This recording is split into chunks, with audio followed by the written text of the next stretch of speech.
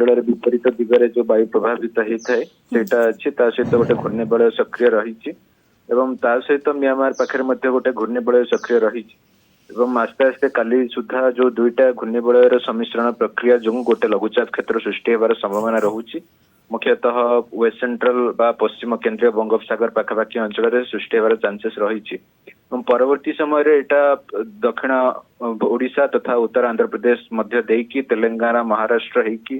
पुणी आउथरे दिग परिवर्तन होकी मध्य प्रदेश उत्तर प्रदेश आड़ को मुहा हबार संभावना रहुची तो यार प्रभाव अप टू सेप्टेम्बर 30 जाई भारतर ईस्टर्न पार्ट बा आपनकर दक्षिण जो राज्य गुड़िक अच्छी केंद्रीय राज्य गुड़िक अच्छी समस्त अंचल इंपैक्ट पड़ो ओडिशा जदि आम इंपैक्ट देखा तो निश्चित भाव अप टू 27-28 जाई प्रभाव पड़ार चांसेस रहुची जदि भारी वर्षा प्रभाव देखा तो आपनकर काली भारी वर्षा स्थिति देखा जाई पारे 23 रु 25-26 भितर किंतु आपन जदि आज देखिबे तो आज आइसोलेटेड प्लेसेस रे थंडरस्टॉर्म एक्टिविटी रहिबो बा आपनकर सामान्य मध्यम वर्षा स्थिति हो पारे मुख्यतः किसी उपकूल जिला मानकर एवं आभ्यंतरीण जिला मानकर मध्य उत्तर जिला मानकर मध्य किसी स्थान रे तो विस्तृति आज टिके कम रही पारे किंतु कालीठू आपनकर विस्तृति तथा परिमाण इंक्रीजिंग स्टेट रे कालीठू बढ़िवार चांसेस रहुची सब